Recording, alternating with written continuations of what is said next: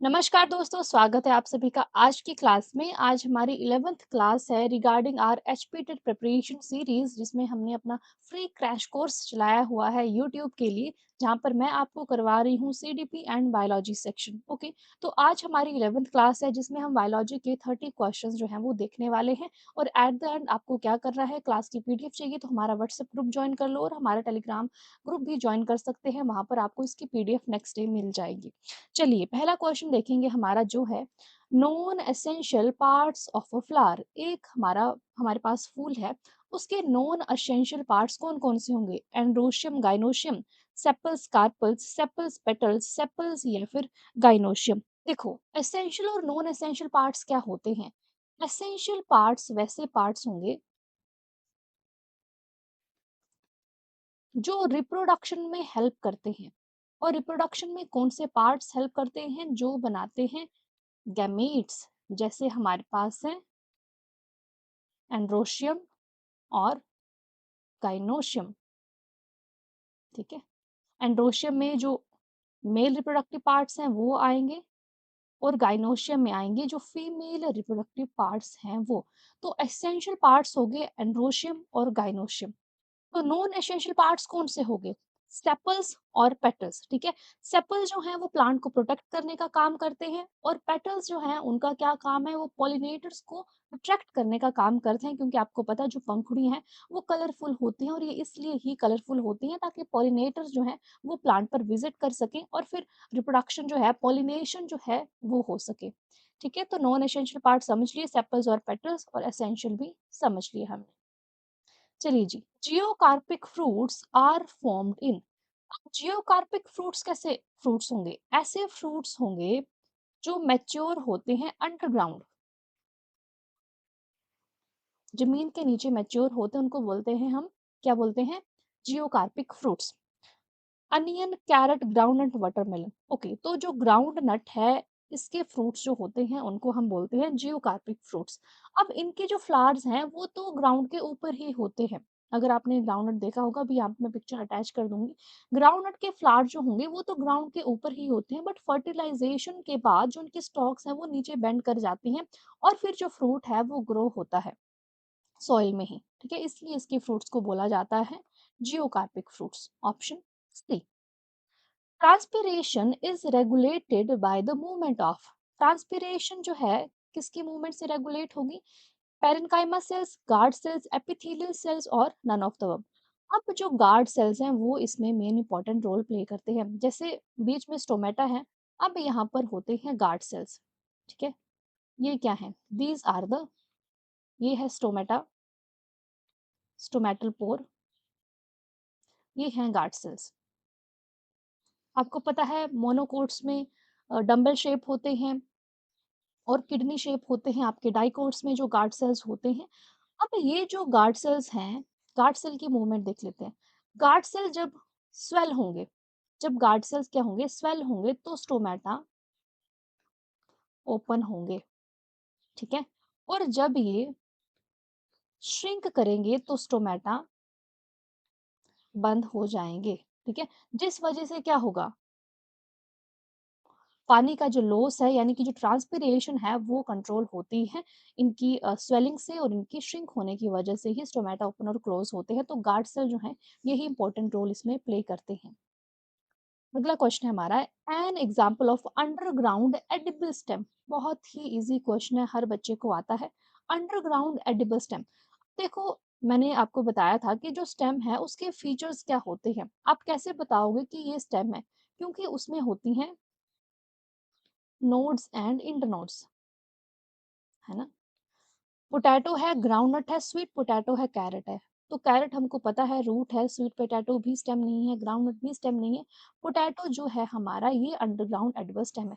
क्योंकि आपने देखा होगा जो पोटैटो होता है उसमें कुछ इस तरह के बीच में स्ट्रक्चर्स होते हैं जिनको आप आइज भी बोलते हो, और ये होती क्या है? These are the buds. ठीक है, और इसको आप बोल सकते हो नोड है, ये भी एक नोड है, और इन दोनों के बीच का जो गैप है इट इज इंटरनोड। अब नोड और इंटरनोड होने की वजह से जो पोटैटो है ये है एक edible stem, and it is an underground edible stem. तो ऑप्शन ए यहाँ से हमारा सही हो जाता है, ठीक है। बाकी ये सारे जो हैं कैरेट्स हैं, स्वीट पोटैटो क्या है, दीज आर द रूट्स। चलो अगला क्वेश्चन देख लेंगे। Transport of food material in higher plants occur through. अब हमें पता है कि जो फूड मटेरियल है ये ट्रांसपोर्ट होता है फ्लोएम की मदद से, और हमें पता है वाटर ट्रांसपोर्ट होता है जाइलम की मदद से, है ना। अब जो फ्लोएम है उसके भी कुछ आगे एलिमेंट्स होते हैं, जैसे सीव ट्यूब्स हैं, कंपेनियन सेल्स हैं, ठीक है। उनमें से कौन सा है जो ट्रांसपोर्ट में हेल्प करेगा, तो जो सीव एलिमेंट्स होते हैं, जो सीव एलिमेंट्स होते हैं ये इसमें मदद करते हैं फूड के ट्रांसपोर्ट होने में। और जो कंपेनियन सेल्स है, जैसे नाम है कंपेनियन, कंपेनियन सेल्स का काम क्या होता है, ये सपोर्ट करते हैं सीव एलिमेंट्स को, ठीक है, कि वो फूड की ट्रांसपोर्ट कर सकें। idea that plants need essential minerals was first proposed by, ये आइडिया किसने दिया कि जो प्लांट्स हैं उनको कुछ एसेंशियल मिनरल्स चाहिए होते हैं। Aristotle, Bernard Simpson, Arnon Stout, von Heyer, Arnon and Stout ने, ठीक है, अर्नन एंड स्टाउट ने इन 1939, 1939 ईयर्स आपसे नहीं पूछे जाते हैं, बहुत ही कम पूछे जाते हैं, याद रख सकते हैं। ओके, जो हमारी स्टेम है वो कहाँ से डेवलप होती है, रेडिकल, कोटिलिडन, मेसोकार्प, प्लूम्यूल। अब ये भी शायद मैंने आपको क्लास में बताया था जब हम पढ़ रहे थे मॉर्फोलॉजी ऑफ फ्लावरिंग प्लांट्स, ठीक है, पूरी वीडियो है उस चैप्टर पर। हमारे जो 11th क्लास के चैप्टर्स हैं एनसीईआरटी 10+1 जो सीरीज है मेरी, उसमें मैंने हर एक चैप्टर आपको डिटेल में करवाया हुआ है। वहां पर साथ में पीवाईक्यूज भी करवाए हुए हैं हर चैप्टर के, तो वो जरूर देखना आपको, तो वो आपको देखना बहुत ही इंपॉर्टेंट है, वहां से आपके बहुत सारे कॉन्सेप्ट्स क्लियर हो जाएंगे, ठीक है। ओके, स्टेम जो है वो डेवलप कैसे होती है, ये कहाँ से होती है, तो स्टेम कहाँ से डेवलप होती है इसका मैंने आपको एक ट्रिक बताया था।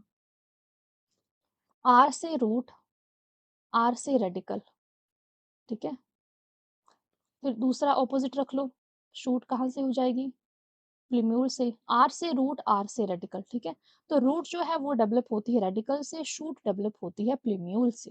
तो ऑप्शन डी यहाँ से आपका बहुत इजी से सही हो जाता है, ठीक है। तो इस तरह के छोटे छोटे ट्रिक्स आप लगा सकते हो जिससे आपको याद रहती हैं चीजें। Inner most layer of cells which shows Casparian strips. कौन सी लेयर होगी जहां पर कैस्पेरियन स्ट्रिप्स जो हैं वो पाई जाती हैं, तो जो रूट कॉर्टेक्स की सबसे अंदर वाली लेयर होती है हमारी एंडोडर्मिस, एंडोडर्मिस, वहां पर कैस्पेरियन स्ट्रिप्स पाई जाती हैं जो वाटरप्रूफ होती हैं। तो ऑप्शन बी हमारा यहाँ से सही हो जाता है। इनका काम क्या है, they block water from moving freely into the centre of the root. Next question, the end product of Calvin cycle, जो हमारा C3 साइकिल है उसका एंड प्रोडक्ट क्या है, फोस्फोग्लिसरल्डिहाइड जो है ये एंड प्रोडक्ट है। चलो अगला प्रश्न है हमारा, the law of limiting factor, repeated question है, बहुत बार पूछा गया है कि लॉ ऑफ लिमिटिंग फैक्टर किसने दिया, Calvin, Blackman, Priestley, none of these, it was given by Blackman, ठीक है। ब्लैकमैन ने दिया कौन से ईयर में दिया, 1905 में दिया। और ये लो ये बताता है कि जब कोई भी केमिकल प्रोसेस एक से ज्यादा फैक्टर से अफेक्ट है, ठीक है, कोई भी केमिकल प्रोसेस क्या है, एक से ज्यादा फैक्टर से अफेक्ट हो रहा है, तो रेट उस फैक्टर से लिमिट होगा जो इसकी मिनिमम वैल्यू के सबसे नजदीक होगा, ठीक है। ये कहा ब्लैकमैन ने अपने law, law of limiting factor में, ठीक है, यहाँ पर भी पढ़ लेना एक बार। चलो, क्रैंस टाइप एनाटॉमी, क्रैंस एनाटॉमी जो है किसमें आपको देखने को मिलती है, बहुत ही इजी है, C4 प्लांट्स में हमें क्रैंस एनाटॉमी जो है वो देखने को मिलती है। जैसे एग्जांपल भी आपसे पूछ लेते हैं C4 प्लांट्स के, मेज, सुगरकेन, सोरगम, ये क्या है, these are C4 plants, these are C4 plants. और इनमें कौन से सेल्स पाए जाते हैं, मीजोफिल सेल्स तो होंगे ही होंगे, साथ में बंडल शीथ सेल्स भी पाए जाते हैं। चलिए अगला प्रश्न है हमारा, in angiosperms the pollen is generally released at, angiosperms में जो पोलन ग्रेन्स हैं कितने सेल स्टेज में रिलीज होते हैं, हमने देखा है 2 सेल स्टेज में, ठीक है। ऑप्शन बी, जिसमें वेजिटेटिव सेल होगी बड़ी वाली और छोटी होती है जनरेटिव सेल। इनमें से कौन सा फ्रूट है जो पार्थिनोकार्पी से प्रोड्यूस होता है, पार्थिनोकार्पी है क्या, जब development of fruit without fertilization, जब फ्रूट डेवलप हो रहा है बिना फर्टिलाइजेशन के, यानी कि उसमें फिर सीड्स भी प्रोड्यूस नहीं होते हैं, ठीक है, हाइब्रिड्स भी बना ली जाती हैं, सीड प्रोड्यूस नहीं होंगे पार्थिनोकार्पी से, तो वो कौन सा फ्रूट है? बनाना, ठीक है, बनाना है इसका एग्जाम्पल। जो आप बनाना मार्केट में खाते हो वही कल्टीवेटेड बनाना इसका एग्जाम्पल है पार्थिनोकार्पी का। फाइनल इलेक्ट्रॉन एक्सेप्टर इन ईटीसी, यानी कि जो हमारी इलेक्ट्रॉन ट्रांसपोर्ट चेन है उसमें फाइनल इलेक्ट्रॉन एक्सेप्टर कौन सा होता है? साइटोक्रोम है, एफएडीएच है, एनएडीएच है या फिर ऑक्सीजन? तो ऑक्सीजन जो है ये फाइनल इलेक्ट्रॉन एक्सेप्टर है, ठीक है। ऑक्सीजन जो है ये कंबाइन करती है हाइड्रोजन के साथ और बनाते हैं पानी। क्या बनाते हैं? पानी बनाते हैं।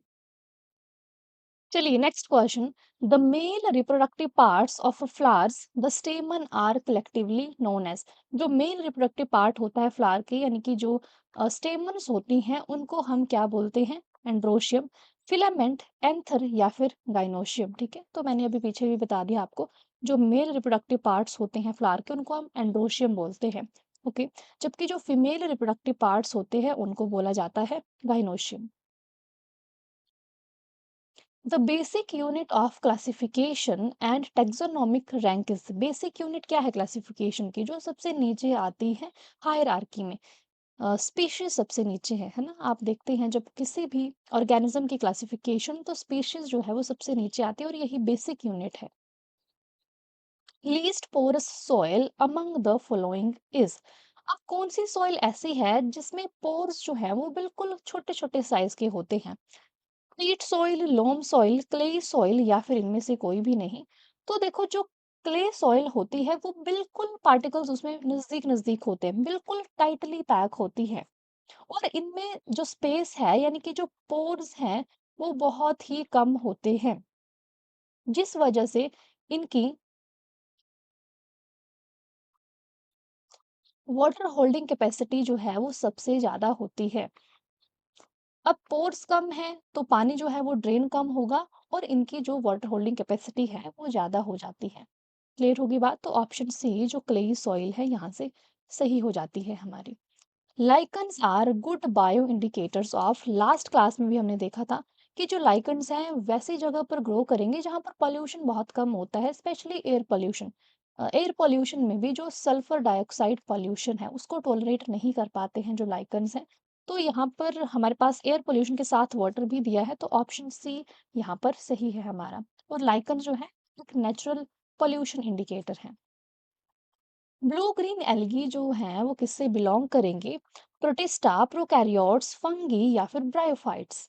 ब्लू ग्रीन एल्गी, नाम तो इनका ब्लू ग्रीन एल्गी है बट ये आते हैं प्रोकैरियोट्स में। यूनिसेलुलर हैं, फोटोसिंथेटिक भी हैं, जैसे नाम है ब्लू ग्रीन एल्गी, फोटोसिंथेटिक भी हैं। इनमें प्रॉपर न्यूक्लियस नहीं होता है ना ही मेम्ब्रेन बाउंड ऑर्गेनेले, इसीलिए ये आते हैं हमारे प्रोकैरियोट्स में।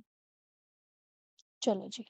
विच of the following statement is false about fungi? जो फंगस है इनके बारे में फॉल्स स्टेटमेंट आपको ढूंढनी है। यूकैरियोट्स, यूकैरियोट्स तो होते हैं ये हेटेरोट्रॉफिक भी होते हैं। They possess a purely cellulosic, नहीं। तो वो जो सेल वॉल है फंगी की वो सेल्यूलोज की नहीं बनी होती है, ये काइटिन की, ठीक है। फंगी की सेल वॉल जो है वो काइटिन की बनी होती है रादर देन सेल्यूलोज। तो ऑप्शन सी सही हो जाता है हमारा। Plant grow through out their life because of. अब आप देखते हैं कि प्लांट जो है उनकी ग्रोथ होती ही रहती है, वो रुकती नहीं है, जैसे ह्यूमन बींग्स के केस में होती है। इसका रीजन ये है कि उनमें पाए जाते हैं मेरिस्टम, यस, जैसे एपिकल मेरिस्टम है, लिटिल मेरिस्टम है, इस वजह से जो प्लांट है वो ग्रो होते रहते हैं। Which among the following is a gaseous plant hormone? Previous class में हम बात कर चुके हैं, जो गैशियस प्लांट हार्मोन कौन सा है? इथाइलिन है और फ्रूट राइपनिंग में ये मेजर रोल प्ले करता है, ethylene. Protonema stage is found in. जो प्रोटोनीमा स्टेज है साथ में एक लीफी स्टेज भी होती है, ठीक है। ये दोनों स्टेज आपको कहाँ देखने को मिलती हैं? मोसिस में देखने को मिलती हैं, ठीक है। प्रोटोनीमा स्टेज जो है कहाँ देखने को मिलेगी आपको? मोसिस में देखने को मिलेगी, जो हमारे ब्रायोफाइट्स के अंडर आते हैं, जैसे फ्यूनेरिया हो गया, ठीक है। चलो, example of marine angiosperm amongst the following. आपको बताना है मेरीन सॉल्ट वाटर में होगा, एंजियोस्पर्म ठीक है। एंजियोस्पर्म फ्लावरिंग प्लांट कौन सा है? हाइड्रिला, ज़ोस्टेरा, वेलेस्नेरिया, सीराटोफाइलस। तो हाइड्रिला फ्रेश वाटर है, वेलेस्नेरिया भी फ्रेश वाटर है, ज़ोस्टेरा जो है ये है मैरीन एंजियोस्पर्म। ठीक है, Zostera is the marine angiosperm, option B. Source of maximum energy in a cell. अब मैक्सिमम एनर्जी कहाँ से मिलेगी एक सेल को? प्रोटीन से, विटामिन से, फैट्स या फिर कार्बोहाइड्रेट्स। तो सबसे ज्यादा एनर्जी मिलती है फैट्स से, ऑप्शन सी। ठीक है, फैट्स कितनी एनर्जी देते हैं? About 9 kilo calories per gram, as compare to carbohydrates and proteins जो देते हैं 4 किलो कैलोरीज पर ग्राम। चलो, among the following the organ where digestion of protein occurs। Protein कहाँ पर डाइजेस्ट होते हैं? प्रोटीन डाइजेस्ट होते हैं स्मॉल इंटेस्टाइन में। इजी क्वेश्चन है हमारे पास। ठीक है, प्रोटीन कहाँ पर डाइजेस्ट होते हैं? स्मॉल इंटेस्टाइन में, ऑप्शन डी। प्रोटीन डाइजेशन जो है शुरू तो स्टमक में होगी बट कंप्लीटेड होती है स्मॉल इंटेस्टाइन में with the help of pancreatic and intestinal enzymes. चलिए, नाइट ब्लाइंडनेस बहुत ही बेसिक क्वेश्चन, 6 क्लास से आप लोग पढ़ते आ रहे हैं। नाइट ब्लाइंडनेस जो है वो किस विटामिन की डेफिशिएंसी से होती है? विटामिन ए की डेफिशिएंसी से। विटामिन ए का दूसरा नाम है रेटिनोल। रेटिनोल की डेफिशिएंसी से होती है नाइट ब्लाइंडनेस। नाइट ब्लाइंडनेस का मतलब है कि आप डिम लाइट में नहीं देख पाएंगे। ठीक है, जीरोफ्थैल्मिया का मतलब है कि आपका जो कॉर्निया है वहां पर ड्राइनेस हो जाती है। ठीक है, उसको हम बोलते हैं जीरोफ्थैल्मिया।